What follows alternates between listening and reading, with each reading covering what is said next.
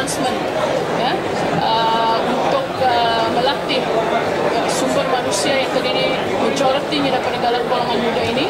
Sejumlah 60 juta telah diperuntukkan, dan begitu juga program latihan Satu Malaysia. Kita juga dalam pergerakan puteri mencadangkan supaya modul itu dapat dicipta dengan mengambil kira mengenai keadaan yang berlaku, contohnya dari segi kreativiti dan juga permasalahan yang berlaku dan kelemahan modul latihan sebelum ini. Kita ingin melihat satu inisiatif dan usaha yang lebih memberangsangkan, terutama sekali daripada kementerian yang berkenaan. Jadi pergerakan puteri juga menyentuh beberapa isu sosial yang melibatkan golongan muda, termasuklah gejala pembuangan bayi. Kita telah mencadangkan supaya satu silibus diperkenalkan, terutama sekali dalam mengajar kanak-kanak seawal tingkatan 1 mengenai isu reproduktif, kesihatan reproduktif. Kita melihat aspek ini cukup penting untuk dalam usaha kita untuk menangani masalah gejala pembuangan bayi. Di samping itu, beberapa isu yang melibatkan generasi muda juga kita ketengahkan, terutama sekali dalam bidang pendidikan. Kita mencadangkan kepada kerajaan untuk memansuhkan secara total iuran yang dikenakan kepada pelajar-pelajar yang belajar di universiti awam tempatan. Ini kita lihat boleh membantu. Seperti yang saya nyatakan, kebanyakan mereka yang terperangkap dalam jurang hutang ini adalah dari kalangan golongan generasi muda. Jadi apa salahnya di dalam usaha kita untuk menyediakan mereka sebagai satu kumpulan ataupun satu generasi yang bakal mewaris kepimpinan ini, supaya mereka lebih mudah atau tidak terperangkap dalam jurang hutang yang kita sering bincangkan sebelum ini. Pada kami tidak salah untuk membantu mereka melunaskan isu iuran ini yang memang seperti yang kita ketahui menjadi bebanan kepada pelajar-pelajar sekolah. So, di samping itu kita juga banyak membincangkan mengenai isu-isu yang lain seperti pelepasan cukai kepada mereka yang berpendapatan 4,000 ke bawah. So, ini penting kerana kebanyakan golongan masyarakat kita adalah terdiri daripada 40% golongan sederhana dan 40% golongan berpendapatan rendah. So, sekiranya kita dapat tangani isu ini, kita akan membantu mempercepatkan proses transformasi di kalangan masyarakat kita juga dari segi yang menyentuh mengenai aspek ekonomi. So, itu saja. Sekiranya ada rakan-rakan ada persoalan yang hendak disampaikan, saya jemput. Nak tanya cadangan supaya iuran itu dimasukkan, adakah kerajaan kita mampu untuk tampung? Seperti yang saya nyatakan dalam ucapan tadi, sebenarnya kerajaan menyediakan sejumlah yang besar untuk universiti-universiti tempatan bagi proses mentadbir universiti. So, iuran ini adalah sebahagian kecil saja daripada pendapatan universiti tersebut. So, kita mencadangkan supaya kerajaan menambah sedikit lagi daripada jumlah yang sedia ada untuk menampung iuran yang diterima setiap tahun daripada pelajar.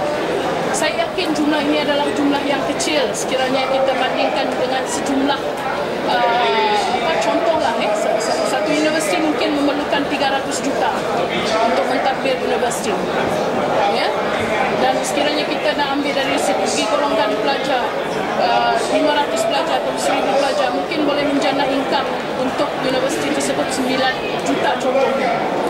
Apa salah sekiranya kita tidak menidakkan hak universiti untuk memungut iuran dan sebagainya. Tidak, bukan itu maksud kami, tapi kita nak supaya apa salah sekiranya kerajaan menambah sedikit saja. So, dua-dua pihak akan mendapat manfaat.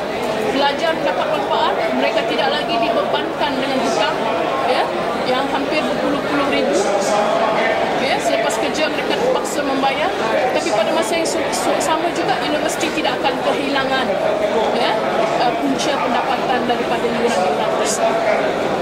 Jadi itu antara cadangan puteri Puteri memang mengakui ianya agak ekstrim, tapi sekiranya dapat kita susulkan dan juga diberi pertimbangan, alhamdulillah, kerana perkara ini akan banyak membantu pelajar-pelajar kita, kerana ini adalah sebahagian besar keluh kesah pelajar-pelajar kita semua. Siapa Datuk juga mengenai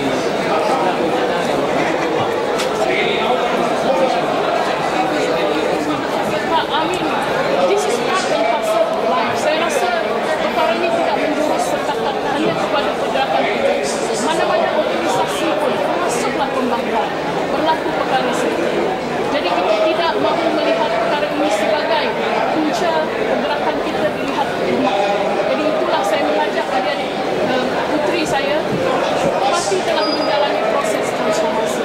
Puteri juga harus mengambil pendekatan yang sama, melakukan transformasi, dan sekiranya perkara-perkara remeh-temeh mengadu domba ini akan menjadi sebahagian daripada budaya kita, kita akan mengalami kesukaran untuk memperjuangkan bangsa kita, agama kita dan negara kita. Ya?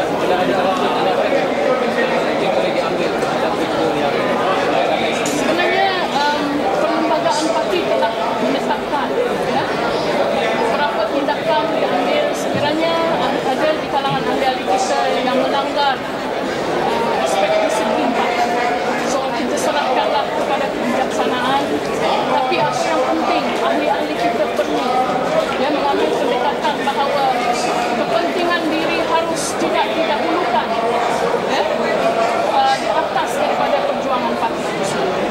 So itu mesej saya kepada perwakilan puteri.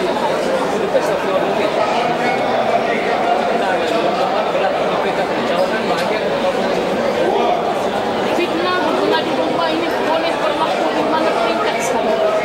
So yang paling penting adalah secara ini kita tak boleh lanjut. Saya bercakap secara umum. Sekiranya berlaku pun daripada peringkat cawangan seterusnya ke peringkat nasional sekalipun, perkara ini harus kita hapus. Inilah mesej yang kita sampaikan, nak bawa kita nak berikan roh baru kepada puteri, bahawa roh inilah sepatutnya kita pegang, bukan saja kita dalam usaha kita menghadapi galas dan juga batu sapi seterusnya untuk menghadapi umum.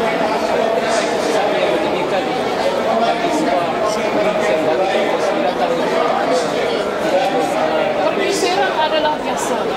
Pergeseran akan berlaku bukan saja dalam pergerakan puteri, tetapi juga dalam pergerakan yang lain dan seterusnya parti, sama ada kerajaan atau pembangkang.